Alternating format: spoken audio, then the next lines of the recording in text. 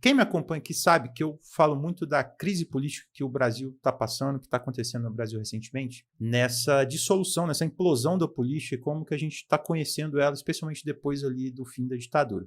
E um dos sintomas mais evidentes disso é a perda de referência no PSDB. O PSDB ele foi um partido muito forte, estruturado, uma referência ali no Brasil, e depois ali de um certo tempo ali nos anos 90 ele virou uma referência na centro-direita no Brasil, e hoje ele está completamente perdido, sem liderança, sem identidade, sem propósito, e esse processo de esvaziamento ele não é recente, né? Ele vem se desenvolvendo ali há vários anos.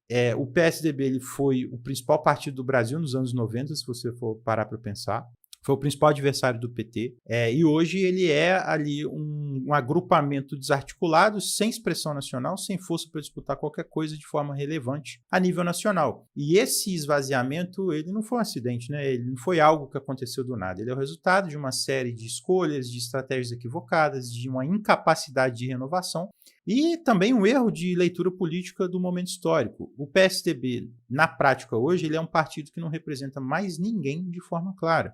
Ele perdeu a base tradicional para o bolsonarismo, perdeu qualquer capacidade de atrair setores mais moderados e agora vive um dilema ali de se atrelar ao bolsonarismo para tentar sobreviver ou se dissolver de vez como um partido irrelevante ou estando ali numa fusão com um partido maior e ser incorporado ou tá ali numa federação e se esconder nessa federação. Eu já comentei antes, né, sobre essa questão do esvaziamento do PSDB, só que já tem um tempinho e eu trouxe isso de volta porque tem uma questão recente que saiu que ilustra muito bem esse processo, que é essa daqui, ó, que é a seguinte, né?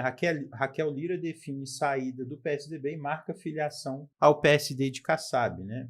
Que eu vou ler só os primeiros parágrafos, né? Governador de Pernambuco, Raquel Lira, definiu sua saída do PSDB, legenda pela qual foi eleita em 2022 e marcou a data de filiação ao PSD. A cerimônia de filiação de Raquel ao novo partido está marcada para a noite do dia 10, no Recife, após o Carnaval, e marca o início de uma debandada tucana. A governadora informou seus aliados sobre a decisão na noite da segunda-feira. E essa debandada aqui dos tucanos, né? Nesse caso aqui da Raquel Lira tem muito a ver com a sobrevivência política dela lá em Pernambuco, dela ter um partido ali que tem um trânsito melhor com o governo, já que o PSD ele está na base, ele tem ministro e tudo mais. Só que isso mostra também, né, a questão do partido estar esvaziando. Então, assim, por que essa notícia ela é relevante quando eu pego assim e mostro para vocês que a governadora de Pernambuco está saindo do PSDB? O PSDB perdeu completamente qualquer direção, qualquer unidade política e ideológica ali, né? Ela está tentando garantir espaço no eleitorado ali, que ela está num estado que é um eleitorado que ainda o lulismo é muito forte, então ela vai ter uma maior independência ali. E se você for ver hoje, o PSDB ele tem 3 governadores. Ele tem o governador do Rio Grande do Sul, o do Mato Grosso do Sul e o governador de Pernambuco, que já está saindo. Mas se você olhar de perto, você percebe que eles não têm uma linha ideológica muito clara ali. O do Mato Grosso do Sul, por exemplo, ele é mais uma pegada bolsonarista. O do Rio Grande do Sul, ele tenta ali emular alguma questão ideológica também, mas a gente sabe que ele quer o mais do mesmo que está acontecendo nessa galera aí na política nacional, numa linha que o PSDB muitas vezes também já numa linha que é indistinguível em relação a outros governadores, a outras agendas aí. E essa movimentação dentro do PSDB, aí é que eu queria puxar um pouco mais para a questão política geral, né? Isso não é um fenômeno isolado, isso é parte de um processo de dissolução da política tradicional no Brasil, onde os partidos eles vão perdendo identidade, vão perdendo essa questão ideológica, esse caldo ideológico, e vão se tornando ali plataformas para projetos pessoais. E aqui, essa é a questão que entra nessa dinâmica, né? E o PSDB, o que ele virou? Ele virou um cartório, virou uma legenda.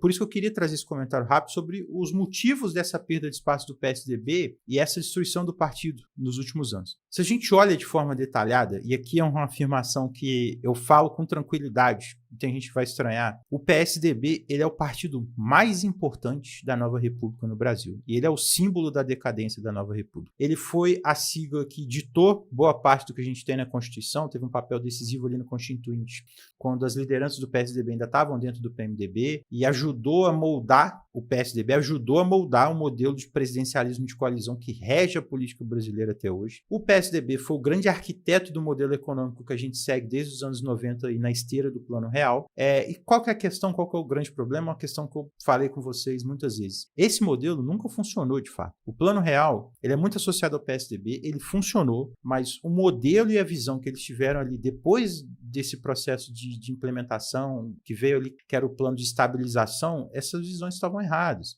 Esse modelo ele já nasceu com contradições estruturais que inviabilizam ali o desenvolvimento do Brasil, e isso ficou evidente na primeira grande crise que esse modelo enfrentou, ainda ali no segundo mandato do FHC, quando o PSDB perdeu completamente a capacidade de disputar a presidência e nunca mais ganhou uma eleição nacional. Esse papel de oposição que o PSDB teve durante ali os anos do PT no governo, ele oscilava ali entre duas estratégias principais. De um lado, o partido ele se apresentava como defensor do Plano Real, tentando capitalizar o prestígio do plano, que ainda estava fresco na memória da população, e tentando fazer com essa ideia de completar a estabilização, de continuar essa estabilização do Plano Real. Tanto que ano passado a gente teve aí 30 anos do Plano Real e eles continuam, né? Algumas figuras associadas ao Plano Real, associadas ao PSDB ainda continuavam nessa questão de que ele ainda não é completo, de que precisa de estabilizar mais e não sei lá o quê. E de outro lado, o PSDB ele apostava no antipetismo. Ele explorava essa rejeição ao PT como principal bandeira eleitoral e usava isso também como uma moeda para poder se aliar a alguns setores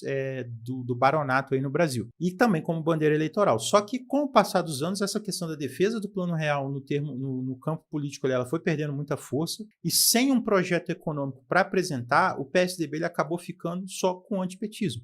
E essa guinada ela se intensificou na campanha do Aécio em 2014, eu não sei quantos anos vocês têm que estão me assistindo, não sei se vocês lembram, né, mas essa campanha ela marcou um ponto de inflexão na história do PSDB. O PSDB ali, ele abriu uma verdadeira caixa de Pandora ao radicalizar o discurso contra o PT, flertar com os setores extremistas da direita, e esse movimento acabou legitimando discursos que antes estavam restritos ali a grupos marginais e pavimentou o caminho para a ascensão do bolsonarismo. Eles acharam que eles iam trazer essa galera para dentro do colo deles ali, eles não perceberam que o barco virou e eles que ficaram de fora. Depois de 2014, o PSDB, então, ele dobrou a aposta no antipetismo, ele insuflou a rejeição, ele foi um dos grandes articuladores da crise ali, que culminou no impeachment da Dilma. Ele defendeu a saída dela, ajudou a alimentar aquele clima de instabilidade depois. Só que o que aconteceu? Essa crise atingiu o PSDB também. E aí, como ele era um dos partidos tradicionais, ele também estava envolvido em muito esquema de corrupção, nessa queima que teve ali da política tradicional. E aí, quando a Lava Jato começou a mirar figuras do PSDB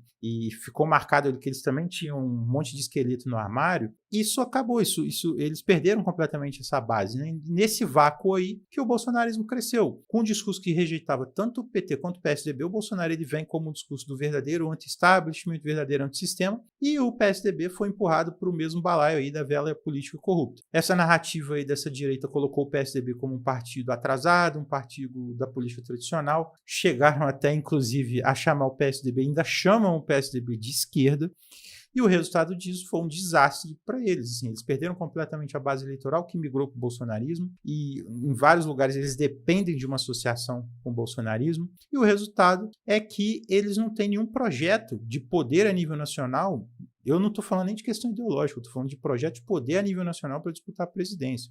O PSDB ele virou um conjunto ali de feudos regionais, muitos deles ali aliados ao próprio bolsonarismo, sem qualquer fio unificador a nível ideológico e pragmático no âmbito nacional. A tentativa retórica ali de se vender como uma opção de centro, equilibrando-se entre o petismo e o bolsonarismo, ela simplesmente não cola. Ninguém compra esse discurso porque na prática ele não significa nada. E aí o PSDB vem com essa defesa aí do centrismo, com o liberalismo meio difuso, fazendo discursos genéricos sobre a importância da democracia, mas não tem qualquer proposta concreta para o país. O resultado é visível no que a gente vê. Mesmo figuras ali do PSDB que são fortes, que são governadores, né, que foram vitoriosos na última eleição, eles não convertem isso em questão de projeto nacional. Você coloca o Eduardo Leite numa pesquisa nacional, ele vai bater o quê? 3, 2% dos votos. E aí um exemplo disso, que a gente olha para as pesquisas para 2026, você vê ali, por exemplo, uma coisa realmente que inclusive eu vou comentar mais e vai sair o vídeo também. O Ciro Gomes, ele pontua muito mais do que um candidato do PSDB, se você coloca o candidato do PSDB. O Ciro sem cargo, 3% em 2022, a máquina política dele destroçada em 2024. E aí, para vocês verem como que isso isso mostra a crise de identidade do partido, que já não tem base popular, já não tem discurso, não tem nenhum projeto de poder e, ao que tudo parece, caminha para um fim melancólico. As principais lideranças do PSDB estão deixando o partido, a bancada já é muito pequena, eles têm 13 deputados federais hoje,